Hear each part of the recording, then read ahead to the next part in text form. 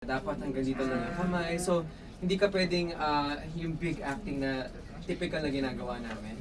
And of course, a lot of first, like for me personally, it's my first intimate scene and kissing scene ever. How was Rita?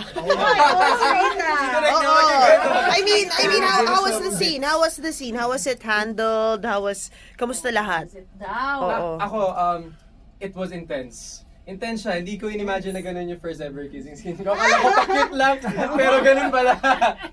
Pero okay naman. It was a good one. Long take. Rita, kamusta naman ang first kissing scene ni Marlo? Ayun na nga, Kasado actually, ba? honestly, hindi ko nagulat ako. Hindi ko in-expect na first ever kissing scene on screen daw ni Marlo.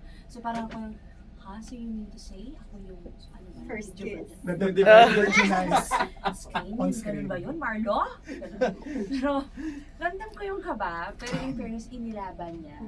Sabi nga niya, it was a long take, kasi talagang minake sure din yung Direct Emmy, no, na nakuha niya yung lahat ng gusto niyang makuha. At, Hindi may nangyari. Kamusta naman, Direk? Nagka-cut pala ikaw direct, hindi namin naririnig sa taas. Ay, gano'n? Totoo ba? Parang Bridgerton pala to, parang Bridgerton. Kung ganong levels, akala ko nga Viva Max yung Grabe Because, I mean, I had my reservations kasi nga sabi ni Marlon, direct, this is my first. So sabi ko kay Rita, bahala ka na, pakiguide na lang siya, di ba? So ang sabi ko lang sabi ko, bigyan niyo lang ako ng isang intense sa salpok ng halik, tapos from then on, pwede nang gradually i-tone down, di ba? But of course, yung tone down, parang hindi yata nila narinig sa instruction kasi nagtuloy-tuloy. So, nasa level na ako na bumubulong ako sa camera operators ko na, pwede na ba? Ganyan. But then, tuloy-tuloy sabi ko, ako, syempre, ikaw bilang director, you relish ko ano man yung binibigay ng magandang acting ng artista mo. Right. So, di ba? I couldn't be happier with the scene, yes. Di ba? Because it was the only intimate scene in the series because very controversial. Magiging very controversial kasi yung subject matter which is about a man of the church falling in love with a lay person. So, yun. And how was the experience shooting verticals? Oh, for me, first time ko din. So, you have to sustain the high emotion. So, good thing na din si OG, Demi Yeah. Aparet. So, he guided us. And of course, professionals naman lahat ng kasama ko dito. Especially Rita and Marlo. So, yun. Sana ma-enjoy niyo yung ginawa namin. Yeah. Thank you. how was it for me? Hello? Yes? How was it for me? Na-excite ako actually nung sinabi sa akin ng Viva na, this is actually my first ever project with Viva. Yes! So, Oo. I was very excited na sabi ko, wow, vertical series agad. Tapos, first time ko rin po nakatrabaho sa Direct Emmy.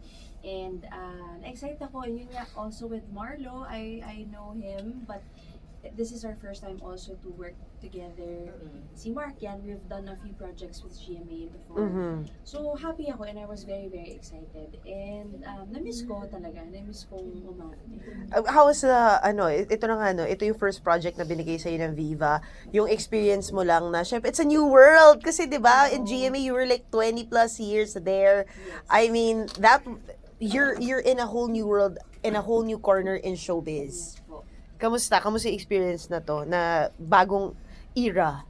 Happy ako kasi actually the people from me were very, very welcoming sila. They're very humble and sarap sa feeling na alam mong pamilya yung nararamdaman ko sa kanila. And ganoon din sa set ng Caught and the Act. Sabi ko nga parang nung una nag-explain si Direk Emmy, pasensya na kayo kasi ganito. So parang okay lang, wala lang. Kasi usual lang mga baby ako, kaya sanay ako sa mga, alam mo yung diktakan talaga, yung talagang intense, yung on time lahat ng galawan, ganun. So, actually, na-miss ko din yung ganun, kasi it's been a while, to do something like a project like that, and masaya ako na it was Direct Emmy. Alright. Ako, I'm good. Thank you. Thank you.